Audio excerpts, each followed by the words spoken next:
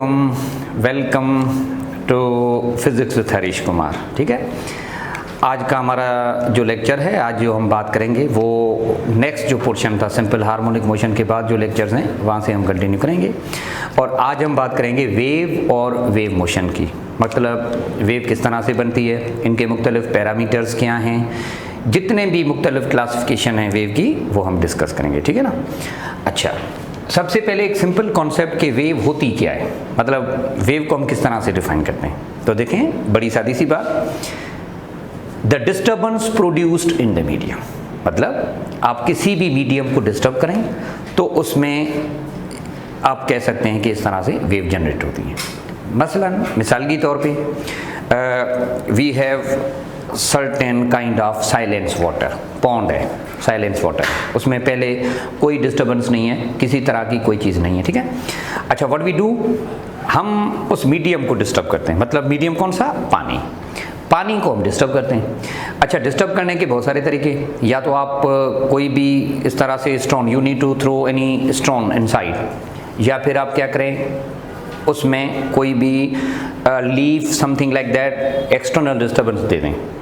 अच्छा, या फिर उस पानी को एज अ रिपल टैंक में इस्तेमाल करें, जैसे रिपल टैंक में होता है। उसके बाद you need to put your finger down in the water and then keep it up in this way, आप मीडियम को कंटिन्यूसली डिस्टर्ब करें, तो यूँ आप कह सकते हैं कि वेव जनरेट हो सकती हैं। ठीक है ना। तो ये है कि मीडियम को डिस्टर्ब करें। दूसरी मिसाल, एक स्ट्रिंग है, that is stretch between two position, between two point.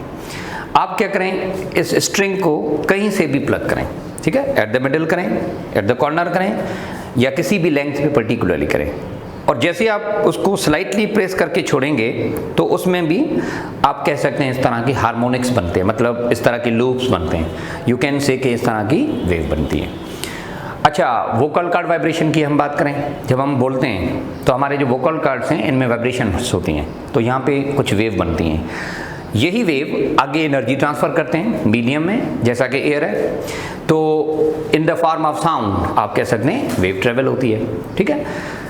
अच्छा, लाइट वेव के हिसाब से अगर बात करें, उसमें मीडियम को किस तरह से हम डिस्टर्ब करेंगे कि किसी भी एटम को आप एनर्जी दें, तो यूँ होता है कि उस एटम की एक्साइटेशंस होती हैं, मतलब उनके जो इलेक्ट्रॉन्स हैं ground state to the excited जाते हैं और एक्साइटेड टू द ग्राउंड वापस आते हैं। तो इसकी यहाँ पे है एटॉमिक ऑसिलेशन, यहाँ पे जिस मैटर को आपने डिस्टर्ब किया उनके एटम की ऑसिलेशंस हुई, मतलब इलेक्ट्रॉन की ऑसिलेशन इस तरह से हुई ना।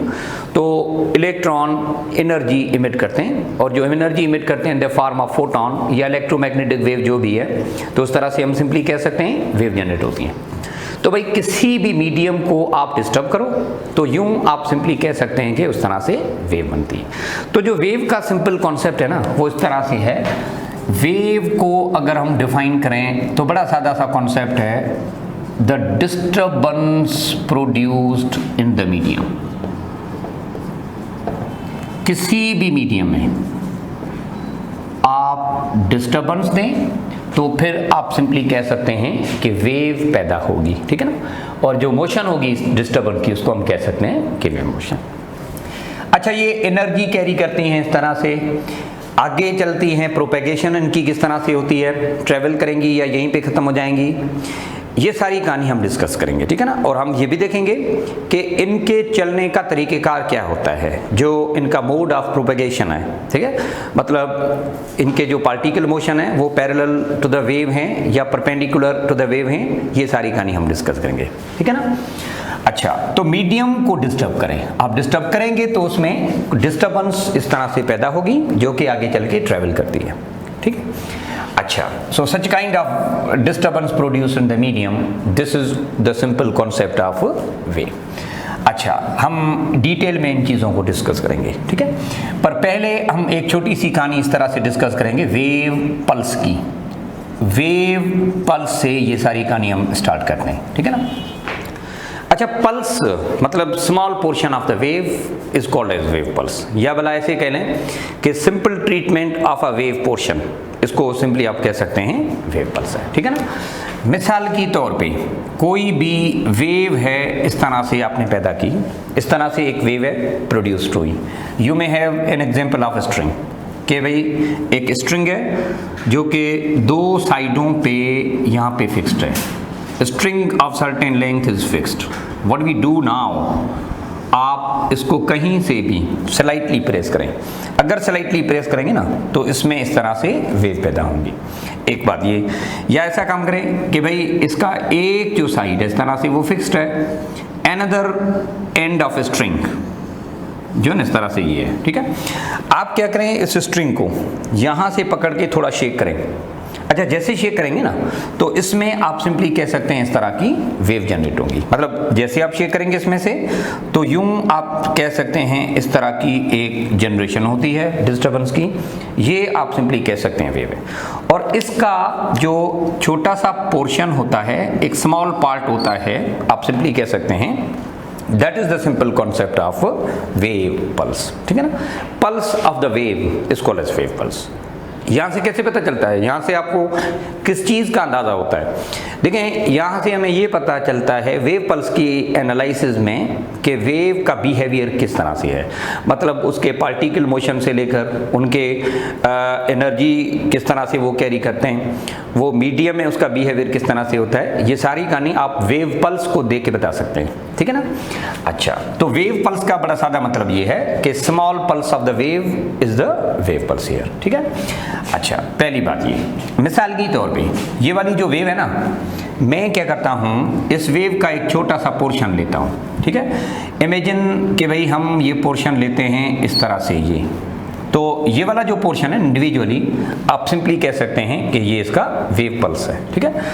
अच्छा, दूसरी बात ये कि ये जो वेव है, जहाँ इस वेव के पार्टिकल जिस प्लेन पे ऑसिलेट होते हैं वो प्लेन क्या कहलाता है, वेव फ्रंट कहलाता है। मतलब जैसा कि ये मिसाल की तौर पे हम बात कर रहे थे the waves and the rope, तो जिस सरफेस पे ये पार्टिकल ऑसिलेट करते हैं, वेव के पार्टिकल, उनकी प्रोपेगेशन होती है जो, तो हम सिंपली कह सकते हैं कि वो उसका वेव फ्रंट होता है। तो एक चीज़ होती है यहाँ पे वेव पल्स और दूसरी चीज़ यहाँ पे होती है वेव फ्रंट। अच्छा, वेव पल्स और वेव फ्रंट, इन सारी चीज़ों को हम यहाँ पे डिस्कस करेंगे, ठीक है। अच्छा, मिसाल की तौर पे हम इसको थोड़ा देखना यहाँ पे चाहते हैं कि parameter of the wave pulse किस तरह से हम शो करें। तो किसी भी वेव पल्स को मैथमेटिकली शो किया जाता है y is equal to f of x। Mathematical representation of any wave can be well expressed by means of y is equal to f of x।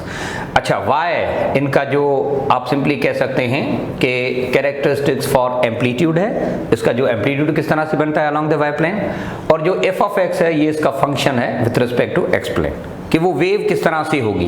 That may be in the form of linear, right, may be in the form of sine, cosine, या फिर something like any equation. So you can say कि कोई भी wave आप इस तरह से mathematically show करते हैं, ठीक है ना।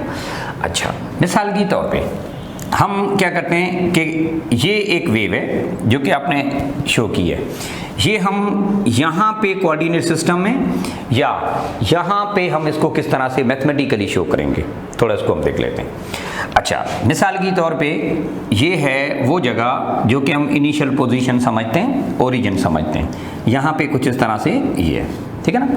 अच्छा, वेव जो रिप्रेजेंट होती है वो with respect to origin represent होती है कि आप किस तरह से उसको शो करते हैं। ये इसका y प्लेन है जहाँ पे हम एम्पलीट्यूड को शो करेंगे, ठीक है। ये है इसका x प्लेन, x एक्सिस समझ लें with respect to time t, मतलब ये हम इन टर्म्स ऑफ टाइम t इसको शो करेंगे, ठीक है ना।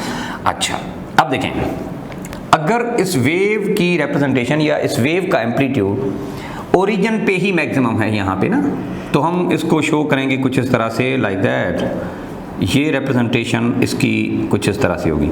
अच्छा, ये है हमारी एक रेफरेंस पॉइंट, ये आप सिंपली कह सकते हैं कि रेफरेंस प्लेन, रेफरेंस पॉइंट।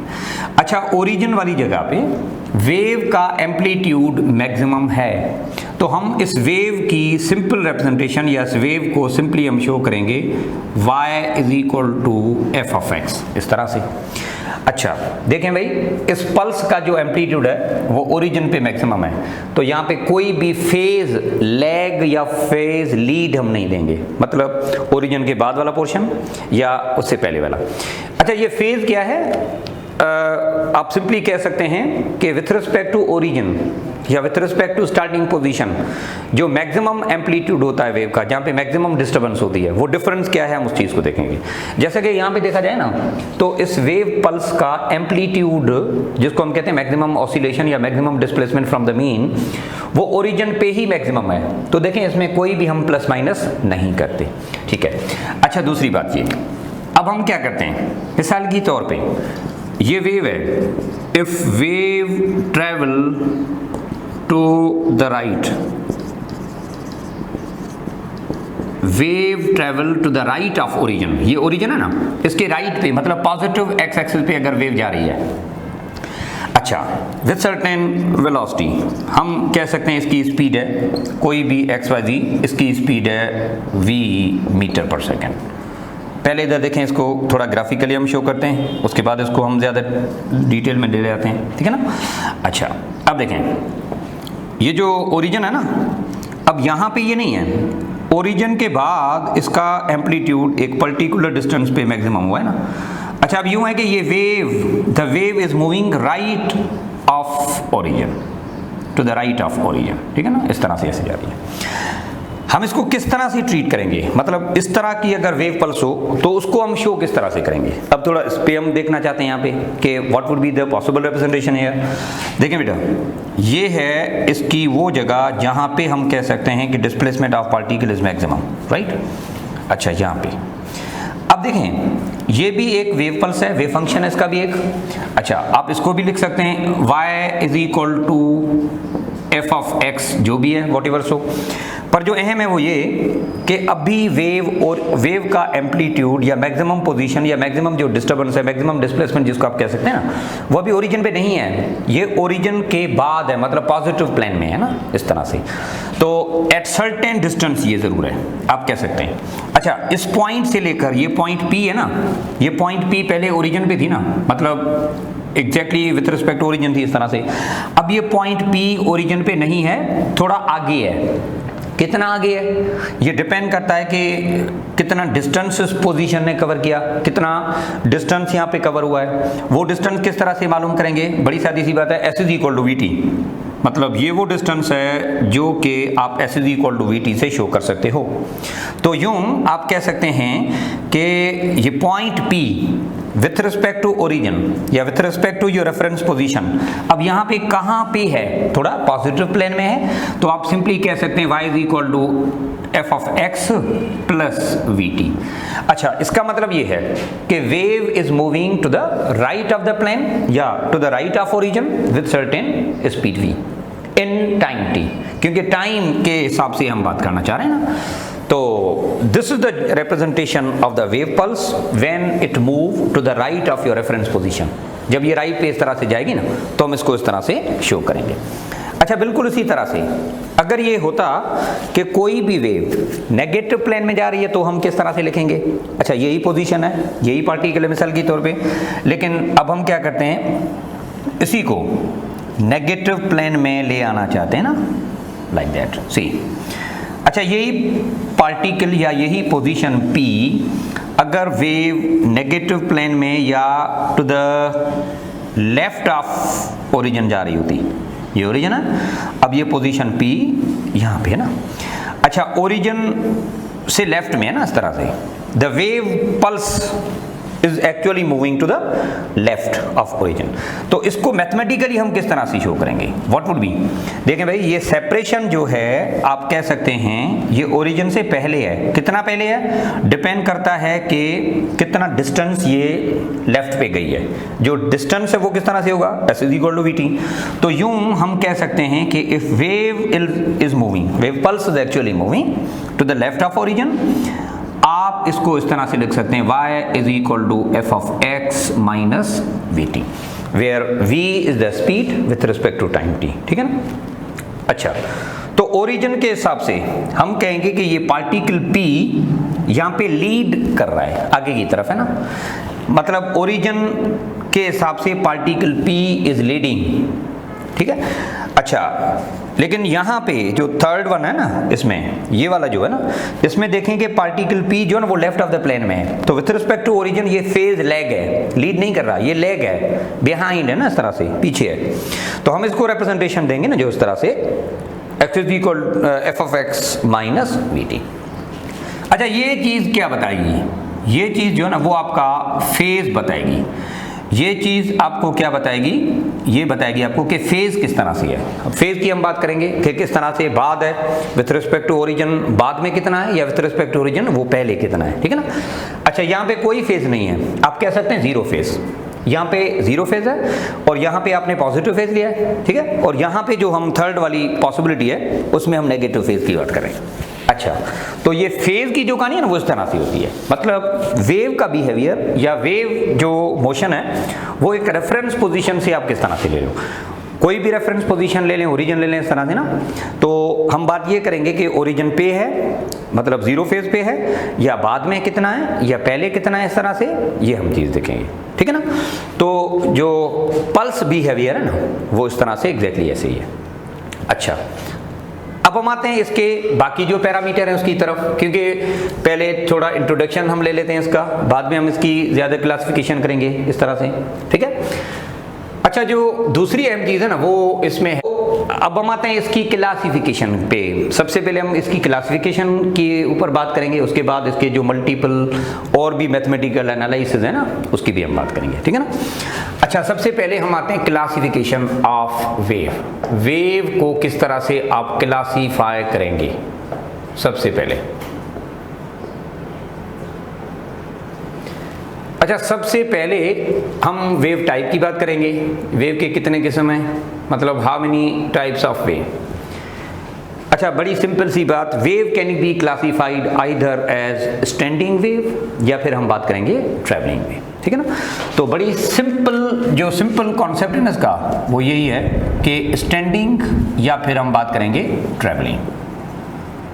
एक है ट्रैवलिंग वेव या हम इसको कह सकते हैं प्रोग्रेसिव वेव।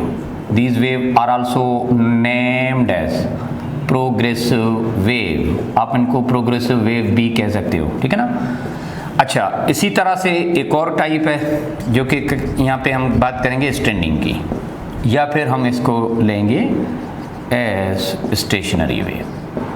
अब इनको दोनों को हम देखना चाहते हैं, स्टैंडिंग वेव या ट्रैवलिंग वेव का मतलब क्या है, इनके जो एनालिसिस है ना वो हम बाद में देखते हैं। अच्छा, क्लियर फ्रॉम द नेम के ये ट्रैवल करते हैं, such wave which travel to the longer distance, ये एनर्जी कैरी कर सकते हैं ज़्यादा डिस्टेंस तक, आप कह सकते हैं there disturbance travel to the longer distance. जब भी हम यहाँ पे कह सकते हैं कि these waves are say to be travelling wave. मिसाल के तौर पे आवाज़ है, साउंड है ना। अच्छा, सोर्स से आगे आप कह सकते हैं एट अ डिस्टेंस वो एनर्जी लेके जाता है, तो यूँ आप सिंपली कह सकते हैं ये स्टैंडिंग नहीं है इस तरह से, क्योंकि ट्रैवल भी कर रहा है इस तरह से। अच्छा, लाइट का भी यही सीन है कि लाइट में या रोशनी में डिस्टर्बेंस जो है वो ज़्यादा आगे तक जा सकती है। अब ऐसा भी नहीं है कि इनफाइनाइट डिस्टेंस तक जाए, मसलन जैसा कि भाई जो लाइट है, हम किसी बंद कमरे की अगर बात करें, क्लासरूम की बात करें, तो जो बल्ब है ना उसकी रोशनी यहाँ तक महदूद है। चलो यही है कि भाई दीवार है ये वो सारा कुछ इस तरह से, अगर ये खोल दिया जाए या ओपन किसी ग्राउंड में हम इसी बल्ब को एग्जीक्यूट करें उसकी रोशनी को, तो भी वो वहीं तक रहती है या यहाँ का एब्जॉर्ब हो जाती है इस तरह से ना स्पेस में, या इस तरह से ज़्यादा दूर नहीं जाती। तो सर हम ये बात करेंगे कि भाई ये वाली जो लाइट है क्या वो स्टैंडिंग है, क्योंकि आप जो कह रहे हैं कि the wave which travel to the longer distance. अब ये क्या इस तरह से हम बात करेंगे कि लॉन्गर डिस्टेंस नहीं जा रही, देखिए ऐसा नहीं है, ये आगे कितना जाएगी ये डिपेंड करता है उसकी इंटेंसिटी पे। मिसाल के तौर पे सनलाइट, अच्छा जो लाइट है ना वो वहाँ से हमारे यहाँ पहुँच जाती है ना। अच्छा, अगर हम ज़मीन पे कोई इलेक्ट्रिक बल्ब या इस तरह से कोई रोशनी या कोई भी सोर्स ऑफ लाइट हम ले लें, वी एक्सपोज टू द सन, तो फिर सर ये क्या है कि मुमकिन है कि जैसा कि वो रोशनी यहाँ तक पहुँच जाती है, तो ज़मीन से अगर कोई भी लाइट हम इस तरह से ऑन करें, क्या वो इतना दूर जा पाएगी जितना वो सनलाइट आती है इस तरह से। देखें भाई ये सारी कहानी फंक्शन होती है इंटेंसिटी की, जितना इंटेंसिव होगी ना उतना वो आगे आप सिंपली कह सकते हैं कि एब्जॉर्ब भी कम होगी, और वहाँ पे आप सिंपली कह सकते हैं कि आगे ट्रेवल भी हो सकती है। लेकिन ये है कि it propagate in all possible direction, जो हर पॉसिबल डायरेक्शन में जाए और सोर्स से थोड़ा आगे भी जाए। Such waves are actually the travelling one. आवाज है ना, साउंड ज़्यादा दूर नहीं जाता क्योंकि इतना इंटेंसिव नहीं है। आप इंटेंसिटी बढ़ा दो रिलेटिवली तो वो ज़्यादा जाएगा, एब्जॉर्प्शन उसमें और भी कम होती जाएंगी, या वो ज़्यादा आप सिंपली कह सकते हैं जा पाते हैं। तो सारी कहानी है कि travel to the longer distance. So ये वेव जो है ना, दीज कैरी एनर्जी या these travel to the longer distance. Such waves are named as, we generally can say traveling one. अच्छा, इसी तरह से स्टैंडिंग का कॉन्सेप्ट यूं है। स्टैंडिंग में हम किस तरह से लेंगे कि भाई यहाँ पे these do not travel, ये आगे इतना नहीं जाते, to longer distance। अच्छा, इसका मतलब क्या जरा देखें। मिसाल के तौर पे आप स्ट्रिंग की बात करें, मैं क्या करता हूँ, string is straight between two position और हम इसको स्लाइटली प्रेस करते हैं किसी एक जगह पे ना, तो ये है कि इसमें इस तरह से वेव जनरेट होगी, ये वेव इस तरह से प्रोड्यूस होंगी। अच्छा, ये वेव जो है ना इन नोड वाली पोजीशन पे या जो आपके पॉइंट हैं जहाँ पे आपने इसको स्ट्रेच किया हुआ है वहां तक तो जाएंगी, फिर पता है क्या है, ये रिफ्लेक्ट होंगी इस तरह से, आउट ऑफ फेज होती हैं ये रिफ्लेक्ट। आउट ऑफ फेज मतलब opposite direction with phase angle of 180, या फिर आप ये कह दें कि ये आउट ऑफ फेज वापस आती है। अच्छा, अगर ये आउट ऑफ फेज, अगर ये इस तरह से वापस आएगी आउट ऑफ फेज, तो फिर यूं ये अपने पुराने पैटर्न को इस तरह से कैंसिल करेगी। या आप ऐसे समझ लें कि it interfere destructively with its original और parent wave. In this way ये दोनों एक दूसरे को यहीं पे कैंसिल कर देंगे। इनका जो एम्पलीट्यूड है दैट बिकम जीरो, थोड़ी देर के बाद वो जीरो हो जाता है। तो यूं ये वेव ज्यादा आगे नहीं जा रही, तो यूं आप कह सकते हैं ये वहीं पे रुकी हुई है। Such waves are called as standing wave. अच्छा, स्टैंडिंग वेव आप यूं भी कह सकते हैं, लाजमी नहीं है ये, डिफाइन करने का एक तरीका ये। अच्छा, दूसरा तरीका ये है, जरा देखें। मिसाल के तौर पे एक वेव है जो कि इस तरह जा रही है, ठीक है, ये वेव है एक ना, इसकी कोई ना कोई फ्रीक्वेंसी है, ऑसिलेशंस हैं, वेवलेंथ है, एम्पलीट्यूड है, जो भी। अब मैं पता क्या कर रहा हूँ, एक और वेव यहाँ पे ले आ रहा हूँ। अच्छा, वो मैं इसके साथ ऐड करता हूँ। I add the wave as an angle of 180, या जो आउट ऑफ फेज है वो मैं एडिशन करना चाहूँगा।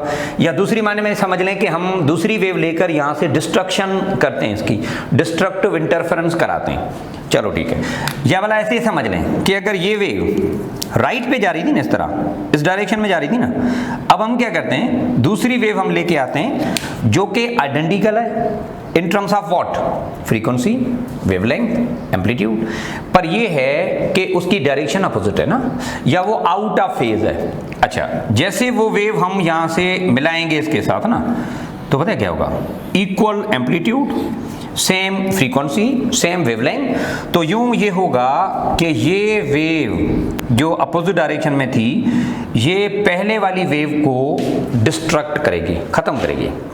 अच्छा, तो यूं आप सिंपली कह सकते हैं कि जो नेट आपको डिस्टर्बेंस मिली या जो नेट आपको पोर्शन मिला या नेट आपको जो प्रोपेगेशन मिली, such disturbance is actually standing wave. Standing wave को आप दो तरह से डिफाइन कर सकते हैं इस तरह से,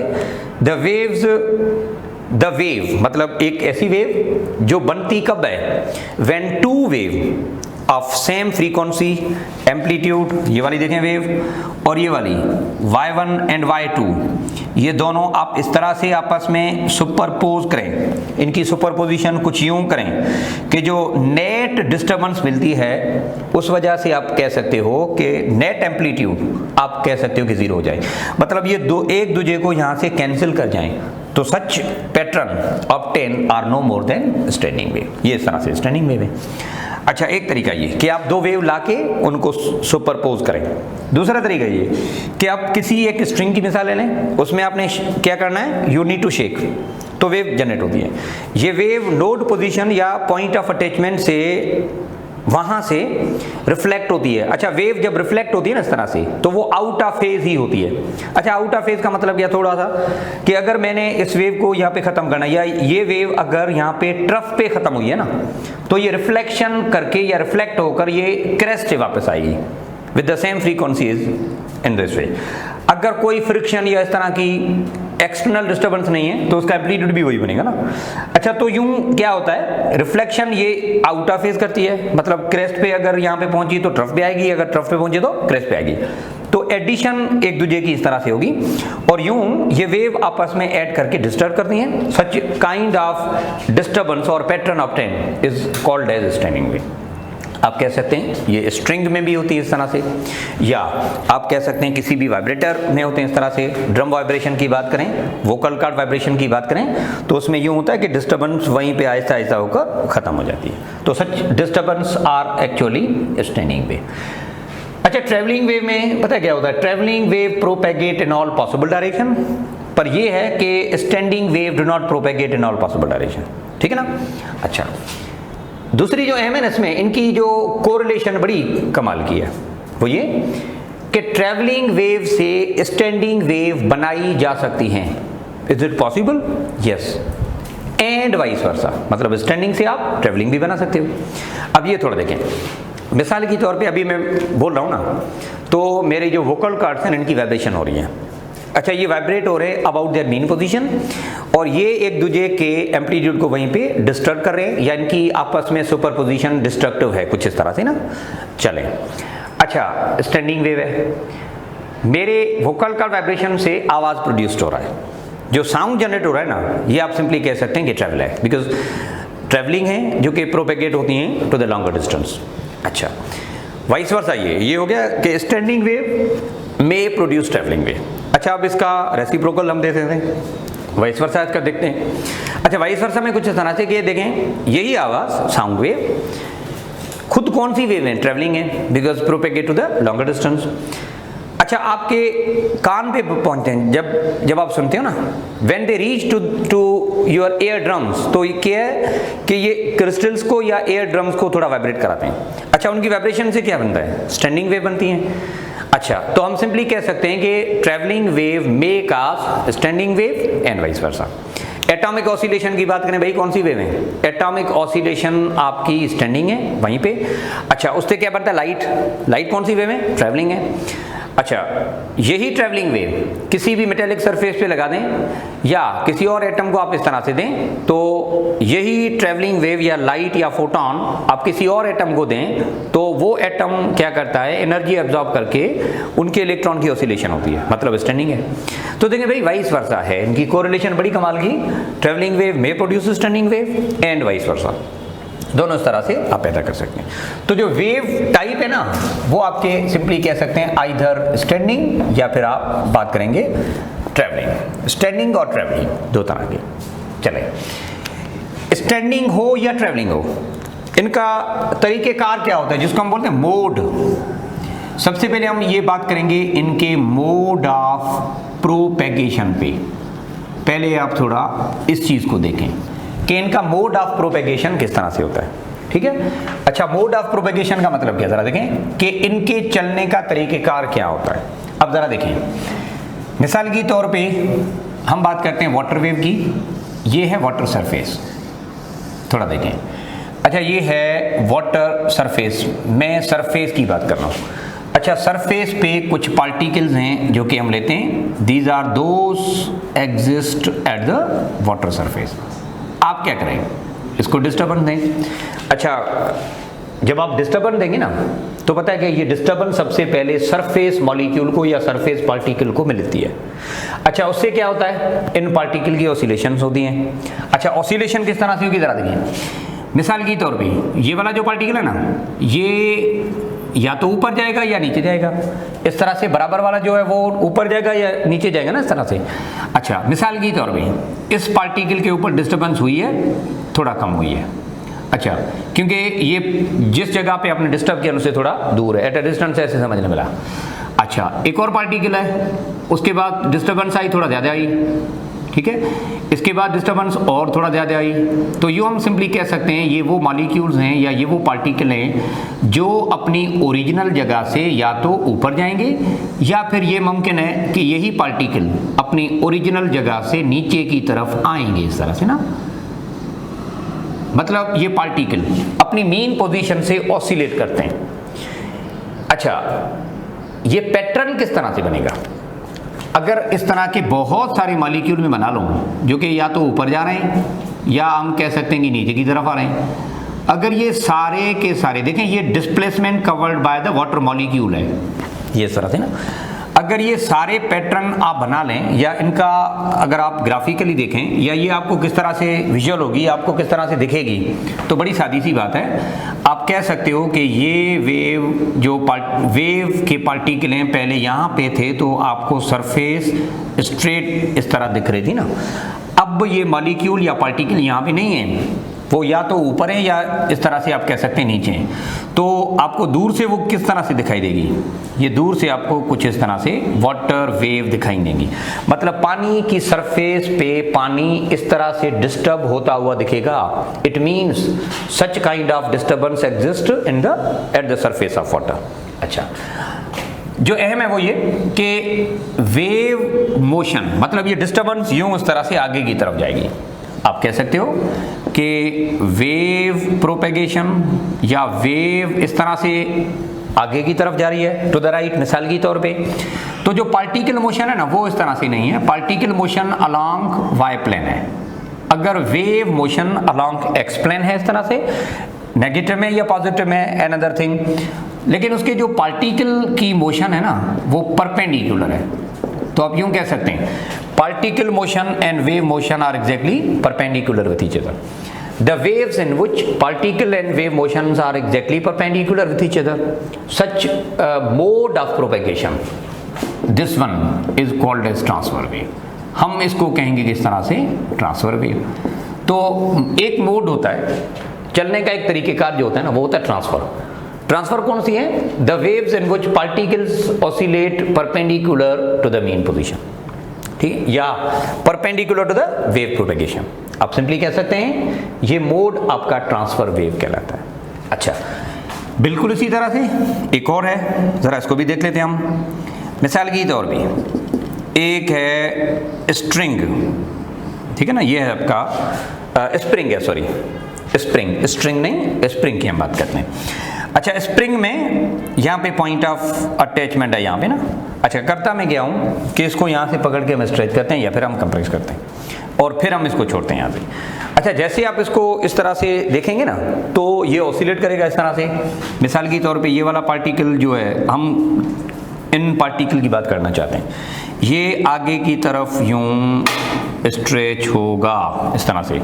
अब देखें ज़रा, ये पार्टिकल पहले यहाँ का था ना, लेकिन अब यहाँ है। इसकी बात करो ज़रा, ये पहले इधर था लेकिन अब यहाँ पे है। ये देखो ज़रा, पहले यहाँ तक था, अब ये यहाँ पे है। तो देखें ज़रा, वेव की जो वेव के पार्टिकल है ना वो इस तरह से जा रहे हैं, पार्टिकल जो मोशन है वो आप कह सकते हैं इस तरह से जा रहे हैं। तो फिर जो वेव प्रोपेगेशन है, स्प्रिंग की जो अपनी वेव्स हैं, स्प्रिंग की ऑसिलेशन जो है, स्प्रिंग की अपनी जो वेव्स है ना वो भी उसी डायरेक्शन में जा रही हैं जिस डायरेक्शन में पार्टिकल जा रहे हैं। आप कह सकते हो कि particle motion and wave propagation दोनों के दोनों आपस में पैरेलल हैं। सच काइंड ऑफ डिस्टर्बेंस या ये जो मोड बनता है ना वेव का, आप कह सकते हैं कि ये इसका बनेगा लॉन्गिट्यूडनल। ये आप कह सकते हैं कि लॉन्गिट्यूडनल वेव्स होती हैं। लॉन्गिट्यूडनल वेव्स वो हैं जिसमें particle motion is parallel to the wave propagation, जबकि यहाँ पे ऐसा नहीं है। ट्रांसफर वेव में क्या होता है, वेव प्रोपेगेशन और पार्टिकल मोशन एग्जैक्टली आपके परपेंडिकुलर होते हैं। इसमें कौन से एग्जाम्पल हैं? बहुत सारे। आप वाटर वेव की बात करें, वाटर वेव परपेंडिकुलर इस तरह से मूव करते हैं ना सरफेस पे जो होते हैं, ठीक है। आप स्ट्रिंग की बात करें, जो स्ट्रिंग है उसमें भी आप बात करें तो उसमें भी यूं इस तरह से होते हैं, जैसा कि आपने वेव पल्स की बात की उसमें देखो जरा इस तरह सा यहाँ पे पोर्शन होता है इस तरह से। अच्छा, लाइट वेव में भी जो मीडियम के पार्टिकल है उस तरह से। अच्छा, लाइट वेव में लाजमी नहीं कि मीडियम हो, नहीं भी हो सकता है, जैसा कि वो आप कह सकते हैं इलेक्ट्रोमैग्नेटिक है। तो फिर वहां पे हम किस तरह से डील करेंगे, वहां पे हम किस तरह से डिफाइन करेंगे? देखिए, वहां पे जो उसकी डेफिनेशन बनती है ना वो बनती है with respect to oscillation of their electric and magnetic field. अच्छा, मिसाल की तौर पे लाइट वेव जो है ना हम देखेंगे कि प्रोड्यूस कैसे होंगे, आगे का जो आपका लाइट का चैप्टर वहां पे हम देखेंगे, पर फिलहाल मैं इसकी प्रोपेगेशन की बात समझा रहा हूँ। दो फील्ड होती हैं, इलेक्ट्रिक एंड मैग्नेटिक फील्ड, ठीक है, इलेक्ट्रोमैग्नेटिक वेव जब भी हम इसका नाम रखते हैं। अच्छा, इलेक्ट्रिक फील्ड अगर इस तरह से हॉरिजॉन्टल प्लेन पे जा रही है ना, तो फिर मैग्नेटिक फील्ड इस तरह से ऑसिलेट होगी, मतलब ये दोनों एक दूसरे के परपेंडिकुलरली ऑसिलेट होते हैं। दिस इज द रीजन कि वी बिलीव कि ये आपस में ट्रांसफर हैं, और ये इलेक्ट्रिक मैग्नेटिक ऑसिलेट होती हैं इस तरह से, एक दूसरे के परपेंडिकुलर तो हैं, पर मजे की बात ये कि वो वेव प्रोपेगेशन के भी परपेंडिकुलर होंगी। मसलन इस तरह से, ये मिसाल के तौर पे आप कह दो कि भाई इसकी इलेक्ट्रिक फील्ड है, ठीक है, और यहाँ पे आप कह लेंगे भाई ये इनकी मैग्नेटिक फील्ड है जो कि वाई प्लेन पे है। इस तरह से इलेक्ट्रिक और मैग्नेटिक फील्ड ये हैं, ये सुपरपोज करते हैं एक दूसरे को, जो वेव बनती है आप सिंपली कह सकते हैं कि इलेक्ट्रोमैग्नेटिक वेव है। अच्छा, ये वेव दोनों जाएंगे कैसे? ये दोनों जो है ना इलेक्ट्रोमैग्नेटिक वेव जिसमें इलेक्ट्रिक और मैग्नेटिक फील्ड है, एक अगर एक्स प्लेन पे दूसरी वाई पे है, तो ये जाएंगे कैसे? ये जाएंगे जेड एक्सिस पे, मतलब इनकी जो वेव मोशन है, वेव डायरेक्शन है, वेव प्रोपेगेशन है, वो कौन से प्लेन पे है? जेड प्लेन पे। अच्छा, भला इलेक्ट्रिक और मैग्नेटिक फील्ड कौन से प्लेन पे है? वो एक्स एंड वाई पे। तो यहाँ पे हम बात ये करेंगे कि ये भी इलेक्ट्रोमैग्नेटिक वेव ट्रांसफर है, वहाँ पे भले मीडियम ना हो कोई बात नहीं, पर इनकी जो डायरेक्शन ऑफ मोशन और oscillation of electric and magnetic field आपस में परपेंडिकुलर है। Such disturbance is called as transfer again. अच्छा, लॉन्गिट्यूडनल में हमने क्या बात करी कि भाई स्प्रिंग की ऑसिलेशन इस तरह से पैरेलल होती है, तो this is the one of the type of we generally can say parallel जो मोशन होती है लॉन्गिट्यूडनल, ठीक है ना। अच्छा, पानी में एक और चीज जो अहम है ना वो ये कि वाटर वेव सरफेस पे जो होते हैं ना वो इस तरह से ऑसिलेशन होती है, पर जो डेप्थ ऑफ वाटर होता है ना वो इस तरह से ऑसिलेशन होते हैं। मतलब कुछ इस तरह से, जरा देखें दोबारा से, मिसाल के तौर पे ये है सरफेस, सरफेस पे ऑसिलेशन इस तरह से होती है, मतलब water wave at the surface behaviour इनका क्या होता है? ट्रांसफर होता है। लेकिन जो इनसाइड होता है, इन द डेप्थ होता है, वहां पे ऑसिलेशन कुछ इस तरह से होती है। मिसाल के तौर पे बड़ा एक कंटेनर ले लें। अच्छा, इस कंटेनर में आपने क्या करना है कि कोई भी स्प्रिंग बेस्ड एक स्ट्रिक आप वहां पे लगा दो। अच्छा, जैसे आप डिस्टर्बेंस करेंगे ना तो सरफेस जो है वहां पे वेव पैटर्न यूं होगा, पानी की जो लहरें बनेंगी सरफेस पे उस तरह की होगी, लेकिन जो स्ट्रिक आपने अंदर लगाई हुई है ना उसकी मोशन को जरा देखें, वो इस तरह से होती है। अच्छा, जैसा कि आपने मुख्तलिफ व्यू देखा होगा, जो ओशंस होते हैं ना उनका जो बॉटम का व्यू देखा होगा, वहां पे जो ग्रीनरी होती है, प्लांटेशन होती है, इस तरह के आपने देखा होगा, उनकी मोशन इस तरह से होती है। अब देखें जरा, सरफेस पे जो लहरें हैं वो किस तरह की हैं? ट्रांसफर टाइप है, ठीक है, लेकिन जो in the depth of water wave बनती है ना वो लॉन्गिट्यूडनल है। तो do remember, water wave in the depth आप कह सकते हैं लॉन्गिट्यूडनल है, क्योंकि उनकी पार्टिकल अगर वेव ऐसे जा रही है ना तो सारे पार्टिकल मोशन इस तरह से है, जब वेव वापस आ रही है तो पार्टिकल मोशन यूं है। तो in the depth of water आप कह सकते हो कि वाटर वेव लॉन्गिट्यूडनल है, जबकि जो सरफेस पे वेव बनती है ना इस तरह से, दीज आर द ट्रांसफर, ठीक है। तो ये है एक इसका मोड। अच्छा, इसका मोड ऑफ प्रोपेगेशन से हटके एक और भी इनका मोड है जो कि हम बात करते हैं मोड ऑफ ट्रांसमिशन। अब जरा इधर देखें, एक और चीज है इनमें जो कि हम आते हैं मोड ऑफ ट्रांसमिशन। अच्छा, ट्रांसमिशन के हिसाब से हम बात करें, अच्छा ट्रांसमिशन के हिसाब से बात करें तो दो बातें, एक आप सिंपली कह सकते हैं कि इलेक्ट्रोमैग्नेटिक हैं, इलेक्ट्रोमैग्नेटिक वेव्स हैं, और एक इनमें जो होता है ना वो कहानी है मैटर वेव। अब जरा देखें, इलेक्ट्रोमैग्नेटिक, यहां पे इलेक्ट्रिक और मैग्नेटिक फील्ड होती हैं which are perpendicular with each other and are propagating perpendicular to the direction as well. आप यूं कह सकते हैं कि ये वेव आपके इलेक्ट्रोमैग्नेटिक जो आपने थोड़ी देर पहले, पर यहां पे ट्रांसमिशन के हिसाब से हम इसको किस तरह से डिफाइन करेंगे?